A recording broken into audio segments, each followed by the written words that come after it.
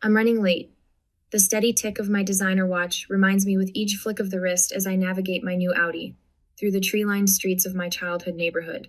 My knuckles whiten against the steering wheel when my parents' six-bedroom colonial comes into view, its stately presence looming larger than the actual structure warrants.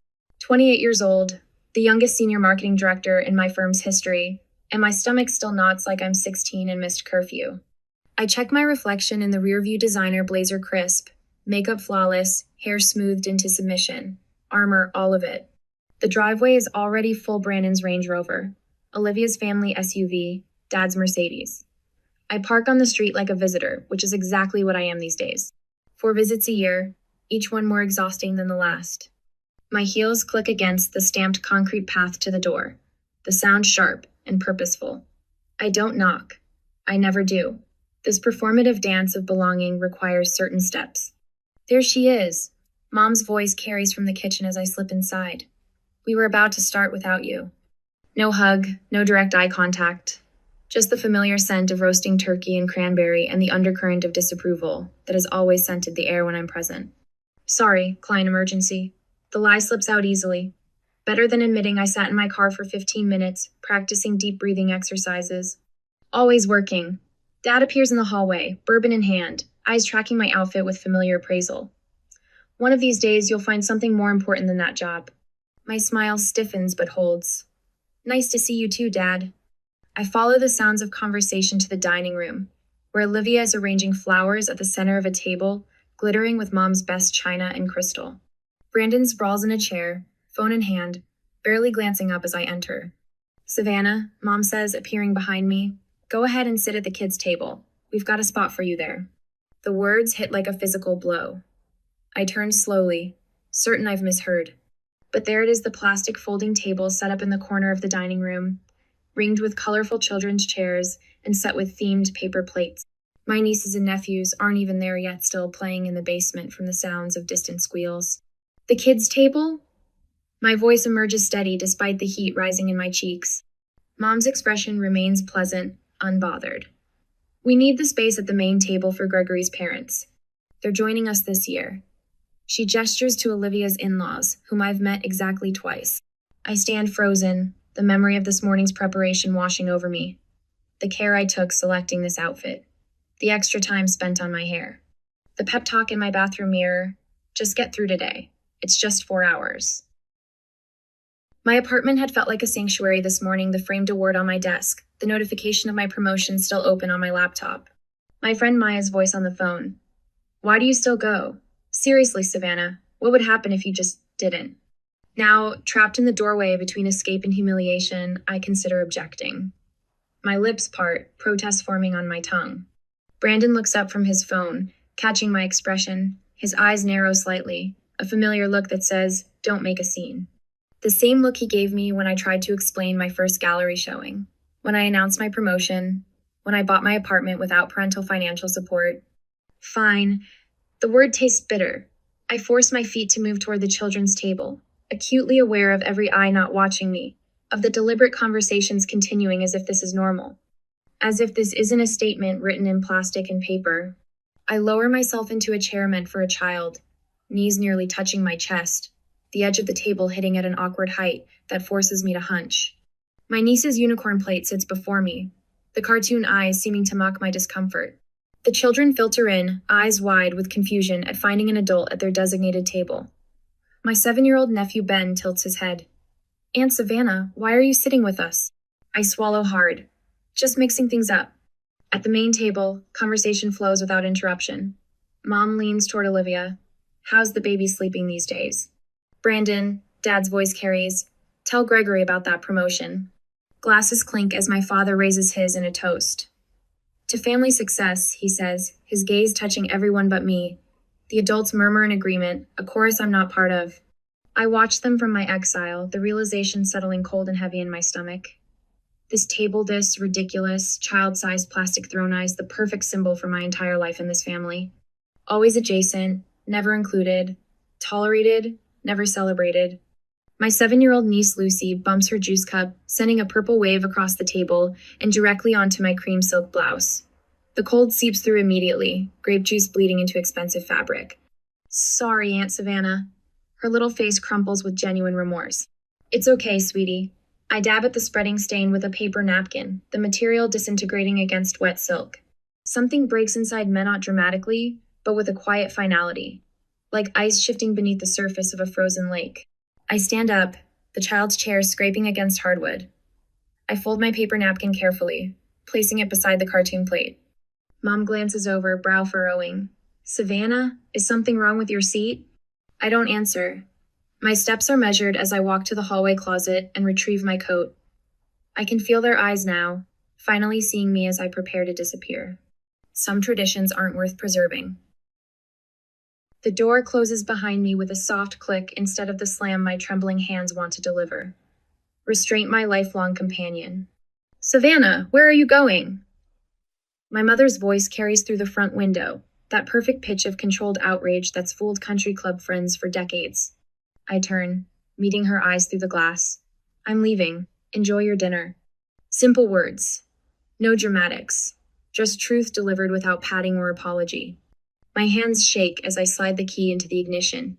The Audi purrs to life, its gentle vibration steadying me as I pull away from the curb. The silence in the car wraps around me, unfamiliar and terrifying.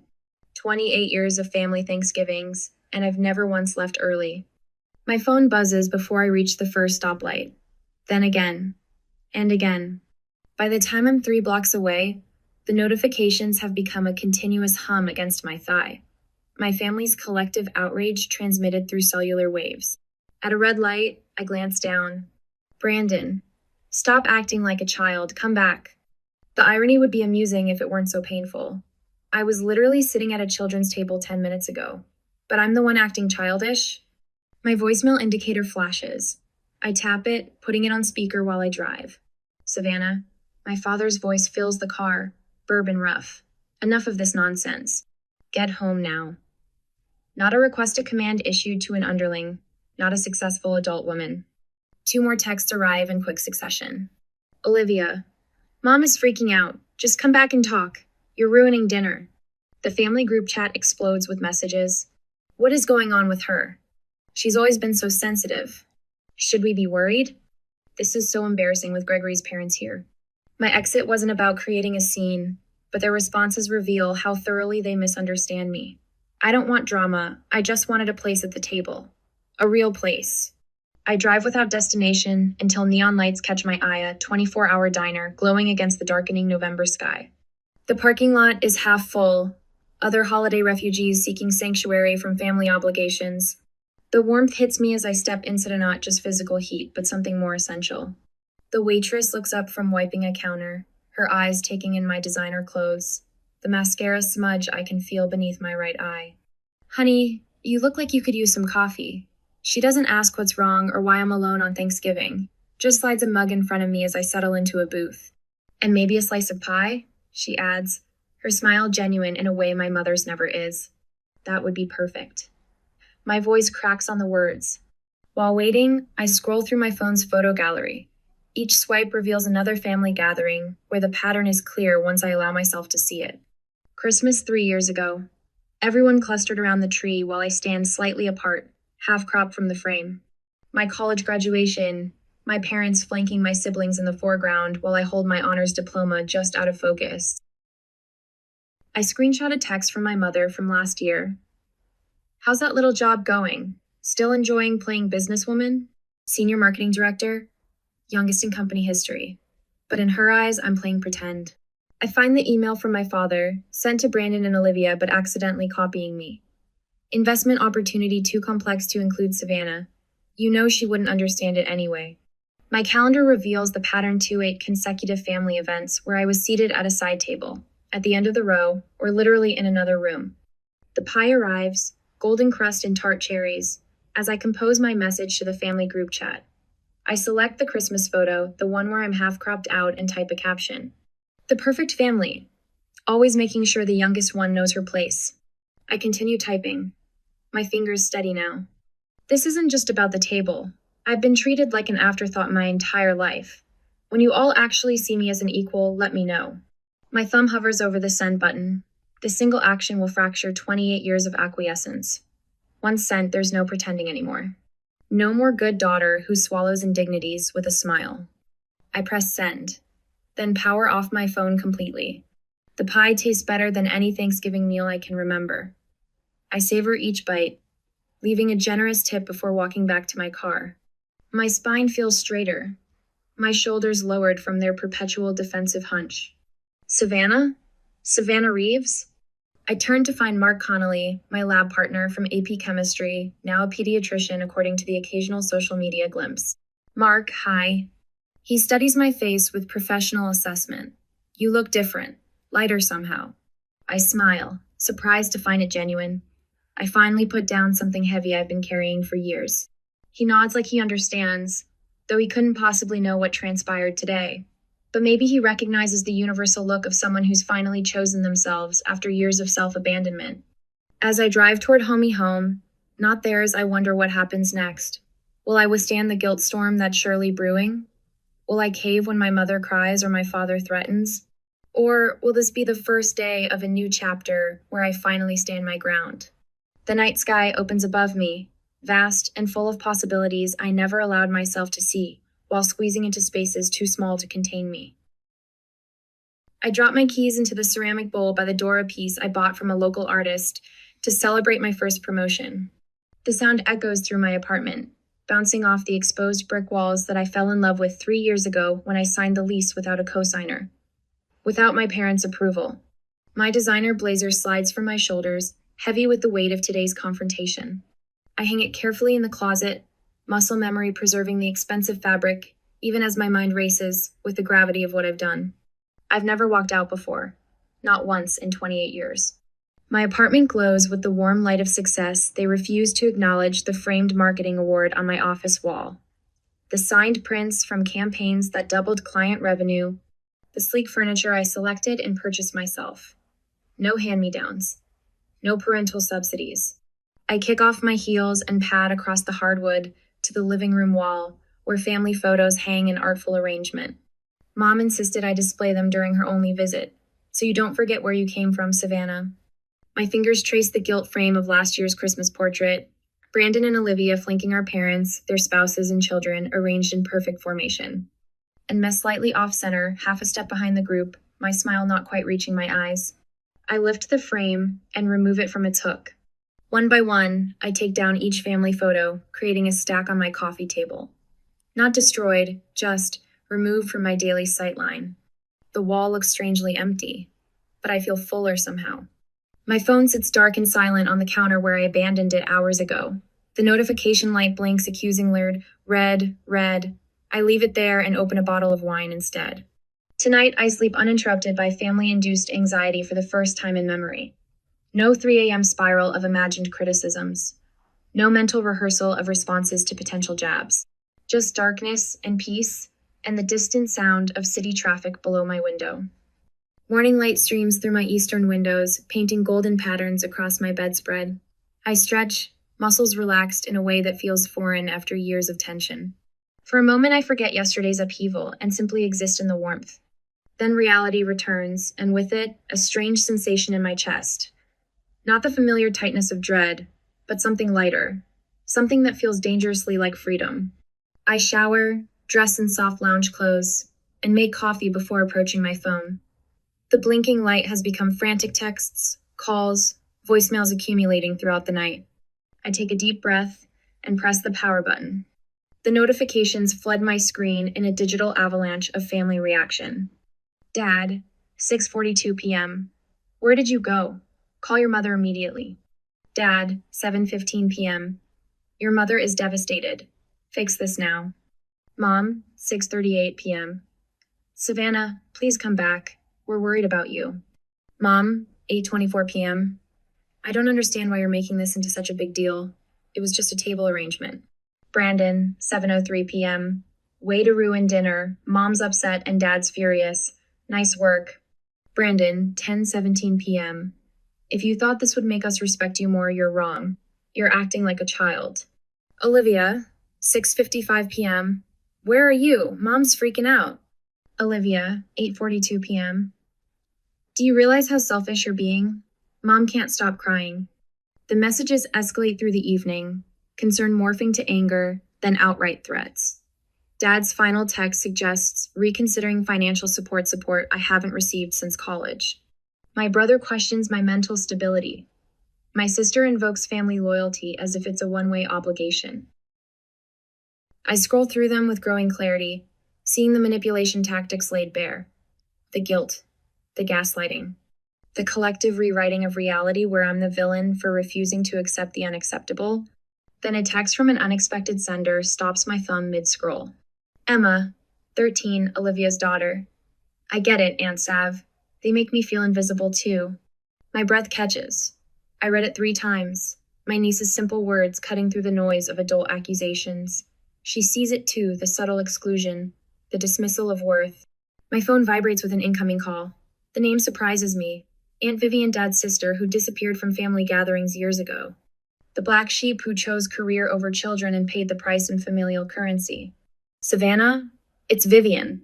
Her voice sounds both foreign and familiar, a blood connection speaking through years of absence. Aunt Viv. It's been 6 years, I know. Your cousin Marcus showed me your message. About the kids' table. She pauses, her breath audible through the connection. I want you to know you're not crazy. The validation hits me like a physical force. I sink onto my couch, emotions threatening to overcome my careful composure. I went through the same thing when I chose career over kids, she continues. Your father and mother couldn't reconcile my choices with their worldview, so they simply reduced me. Made me smaller. Put me at the metaphorical kids' table until I stopped coming to dinner altogether. Memories surface of childhood questions about Aunt Vivian's absence. She doesn't care about family, was the standard response. A simple explanation that absolved everyone else of responsibility. I always wondered why you stopped visiting, I admit, voice barely above a whisper. Same reason you walked out yesterday. Dignity has a breaking point, Savannah. After we hang up, I pull my journal from the desk drawer and open to a blank page. At the top, I write boundaries in bold capitals, then begin listing them with surprising clarity. 1. I will only attend family gatherings where I'm treated as an equal adult. 2. I will no longer accept dismissive comments about my career. 3.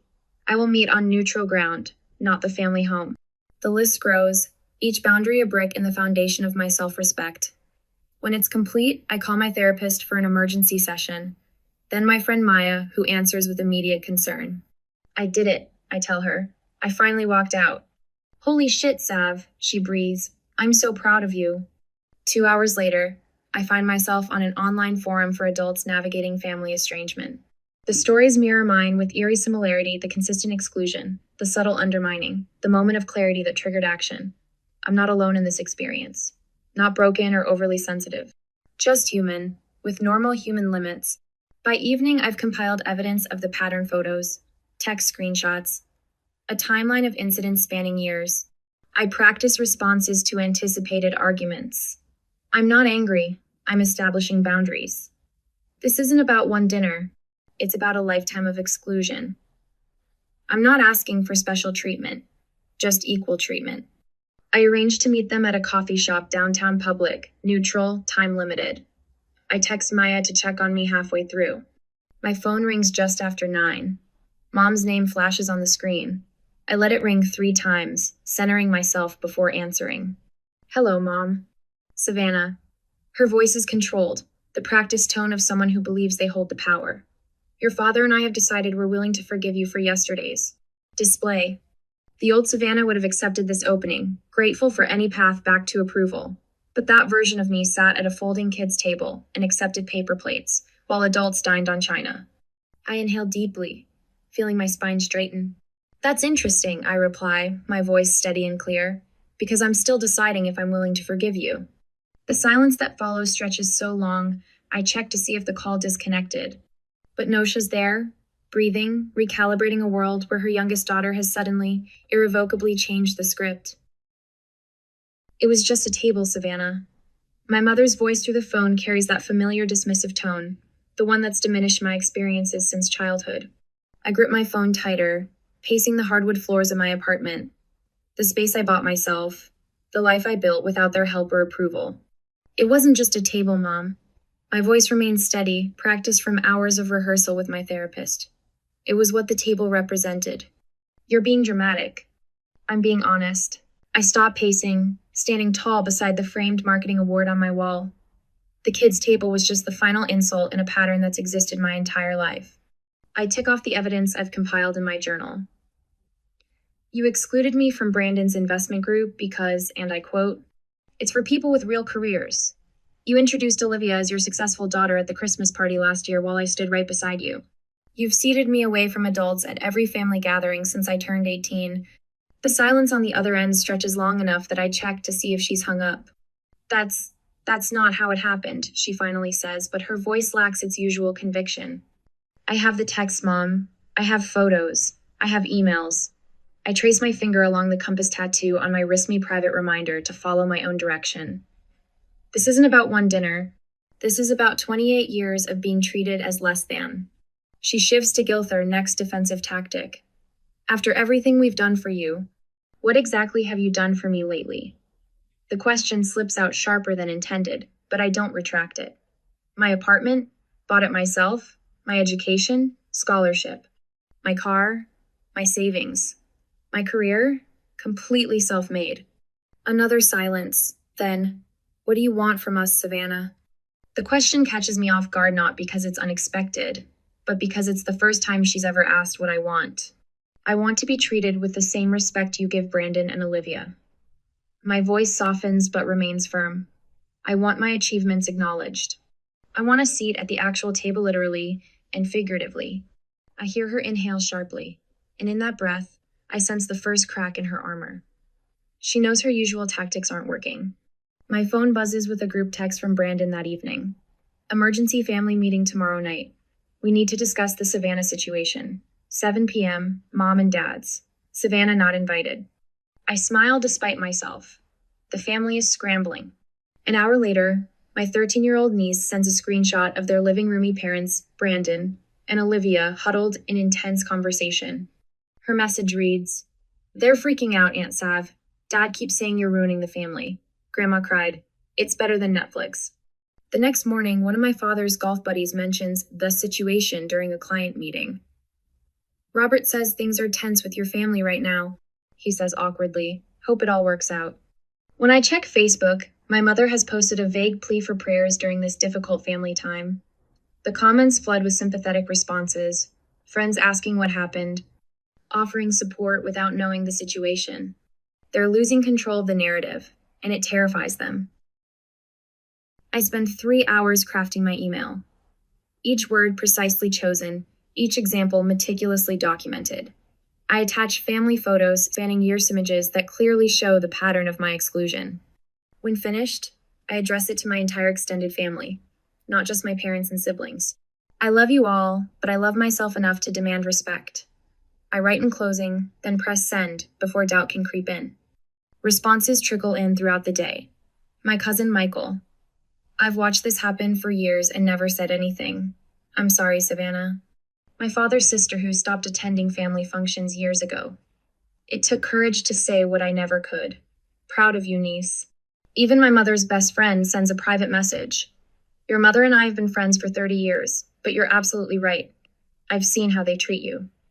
I hadn't expected allies. I'd prepared to stand alone. "Can we talk?" Olivia's voice sounds different on the phone. Smaller. I'm listening. I curl up in my reading chair, guard still up. "I've been thinking about things." She pauses. "About how we've treated you." I wait, refusing to fill the silence. "Greg mentioned something last night," she continues. "He said he's always been confused about why you're treated differently. He thought maybe there was some history I never told him." "And what did you say?" I couldn't think of a reason. Her voice cracked slightly. "I never thought about how it looked from your side. I just accepted that's how it was." It's not exactly an apology, but it's the first crack in the family's united front. When the formal invitation arrives in my email, I almost laugh out loud. The Reeves family requests the pleasure of your company for a family discussion dinner. Seating arranged by Savannah Reeves. The location is a neutral restaurant downtown, not the family home where they hold home court advantage. The time works with my schedule, not theirs. Every detail acknowledges my new position of power. I smile as I type my response. I accept. For the first time in my life, they're playing by my rules. Now I'll discover if my family is capable of genuine change, or if I'll need to create a life without them in it. The ball is finally in my court, and I'm ready to serve. I arrive at Marcello's 20 minutes early, my heels clicking against polished marble as the hostess leads me to the table I specifically requested when making the reservation. Round. Equal. No head, no foot, no hierarchy built into the furniture itself. Perfect, I tell her, sliding my blazer from my shoulders. The material is expensive, a power color that makes my skin glow. Armor again, but different this time. Battle dress rather than camouflage. I place the name cards with deliberate care. My fingers don't tremble at all, which surprises me. My position at the symbolic north. Parents flanking me. Brandon and Olivia across. The geography of confrontation, mapped with cardstock and calligraphy. The restaurant hums with quiet conversation. The discreet clinking of silverware against fine china. I check my watch. 7 minutes. I smooth my napkin across my lap, straighten the butter knife that's already perfectly aligned. 6 minutes. I resist the urge to reach for my phone, to check for a last-minute cancellation text. When they arrive together, of course I don't stand. Savannah. Mom's voice wavers between greeting and question. Dad's eyes narrow as they scan the table arrangement, the placed cards. Brandon's jaw tightens. Olivia clutches her purse strap a fraction tighter. Thank you for coming, I say, my voice steady. Professional. The voice I use in boardrooms, not family dining rooms. Please, sit. They hesitate, caught in the unfamiliar dynamic, but then one by one, they follow my direction. Not one of them questions the seating arrangement. First victory. Dad clears his throat as soon as they've settled, launching into what sounds like a rehearsed speech. I think we all agree that family unity is what matters most here. We need to incident and focus on healing together. Your father's right, Mom adds, her eyes already glistening with practiced tears. This has been devastating for all of us, Savannah. We've always been such a close family. Brandon leans forward, elbows on the table. Some people are just more sensitive than others. Not everything needs to be a federal case. What Brandon means, Olivia jumps in, her smile tight, is that we all love you, and surely we can find a middle ground without all this drama. I take a sip of water, letting the silence stretch until they grow uncomfortable in it. I've prepared for this exact moment, rehearsed it in my bathroom mirror until the words feel natural. I'd like to establish some ground rules for our conversation, I say, placing my glass down precisely on its water ring. Each person speaks only for themselves. No one interrupts. And we focus on specific behaviors, not character assessments. Dad starts to object, but I hold up my hand. He stops mid-syllable. Second victory. For 28 years, I've been systematically excluded from full participation in this family. The children's table at Thanksgiving was simply the most literal manifestation of a pattern that's existed my entire adult life. I meet each of their eyes in turn. Can anyone explain why a 28-year-old successful woman should sit at a children's table? The silence that follows is devastating in its completeness. Mom's fingers worry at her napkin. Dad examines his water glass as if it holds answers. Brandon shifts uncomfortably. Olivia stares at her lap. I guess, Mom finally says, her voice small. I never really saw you as fully adult without a husband. That's how I was raised. A woman becomes a woman when she has a family of her own. Dad's admission comes gruffly. In my day, success meant family, not just career. I built something that will outlast me. Your job. It's just not the same. Maybe, Brandon adds, surprising me with his hesitancy. I've been intimidated by how easily everything comes to you. You didn't need connections or Dad's help like I did. It was easier to dismiss your achievements than admit that. Olivia's eyes shine with actual tears now, not the performative ones she usually deploys. I knew it wasn't fair, how we treated you. But changing it meant acknowledging my part in it. She reaches across the table, stops short of touching my hand. I'm sorry, Savannah, truly. I absorbed their words, feeling something shift inside me. Not forgiveness exactly, but recognition. The first honest conversation we've had in decades. Moving forward, I say, my voice firm but not unkind. I need certain boundaries respected. I will participate in family gatherings as an equal adult. My career and life choices will be respected, even if they're not understood. I expect acknowledgement of my achievements the same way Brandon's and Olivia's are celebrated. I fold my hands on the table. I want a relationship with all of you, but it has to be mutual respect or nothing at all. I won't hesitate to walk away again if old patterns reemerge. They exchange glances, having a silent conversation I've been excluded from countless times before. Finally, Dad nods. You've certainly grown up, Savannah, he says, the closest thing to approval I've ever heard from him. I meet his gaze steadily. I've been grown. You're just finally seeing it. The check arrives, placed exactly between Dad and me. I reach for it before he can, sliding my credit card inside the leather folder without checking the amount. The symbolism isn't lost on any of us. When the waiter walks away, Mom touches my wrist hesitantly. Do you think it's really possible to change how we've always been? The question hangs in the air between us, honest in a way I never expected. I don't have a simple answer, and for once, I don't try to manufacture one. Is it ever really possible to change decades-old family dynamics? Or am I setting myself up for disappointment?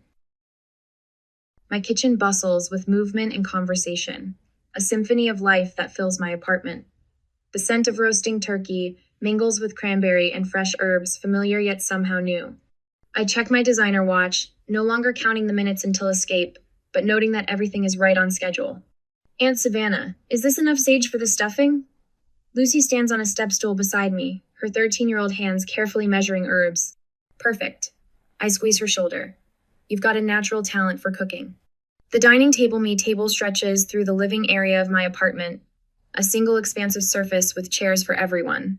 No plastic folding tables in sight. No exile to the corner. Mom appears at my elbow, casserole dish in hand. Where would you like this, Savannah? The question still catches me off guard, even a year later. On the sideboard, please. We'll bring everything to the table together. She follows my direction without comment, placing her famous green bean casserole exactly where I've indicated. The small victory still feels monumental. Dad hovers near my wine rack, bourbon untouched in his hand. That advertising campaign you developed for the Children's Hospital quite impressive. My golf partner's son works in marketing at NYU. He mentioned it. I don't miss how he struggles to maintain eye contact, how his fingers tap against his glass. But the words are genuine. Thanks, Dad. It increased donations by 37%. Brandon appears from the living room, phone absent for once. Savannah, got a minute? I'm considering a lateral move to Thompson & Brooks. The pay cut would be temporary, but the creative opportunities. He trails off, uncertainty flickering across his face. I nearly dropped the serving spoon, Brandon asking me for career advice. It depends on your 5-year plan. Thompson's digital division is expanding rapidly. Olivia approaches, her newest edition cradled against her shoulder. Would you mind holding her while I help set up? She's been fussy all morning, but she seems to like you. Without waiting for an answer, she places the infant in my arms. Not as an afterthought babysitter, but as a trusted equal. The weight feels right somehow. We understand each other, don't we? I whisper to the baby, who blinks solemnly up at me. This place is gorgeous, Dad comments, gesturing around my apartment. Smart investment in this neighborhood. Mom reappears from the dining area, measuring spoons in hand. Savannah, could you sit the children? She freezes mid-sentence, color draining from her face. The room goes silent. Every eye turns toward us. Mom swallows, then corrects herself. Actually, I'd love your help arranging everyone together. You always know exactly where people should be. Our eyes meet, understanding passing between us. Happy to, I reply, accepting both her correction and what it represents. My best friend Maya emerges from the guest bathroom, her presence alongside my family no longer strange but essential. My father's sister absent from family gatherings for nearly a decade chats comfortably with Olivia's in-laws near the window. I catch my niece explaining to Maya's daughter. My aunt taught us about boundaries, her voice swelling with pride. Slipping away for a moment, I stand alone in my kitchen. Last year's humiliation at the kids' table flashes through my mind: the plastic chair, the cartoon plate, the physical manifestation of how they saw me. I pull my gratitude journal from the drawer and write a single line. Today I sat at the table I deserve. When we gather for the meal, hands linked around my table, Dad asks what we're each thankful for. When my turn comes, I say simply, growth, in all of us. The glances exchanged around the table speak volumes. Some traditions deserve to be broken, so better ones can be built. My place card stands at the head of the table, my name written in my own hand.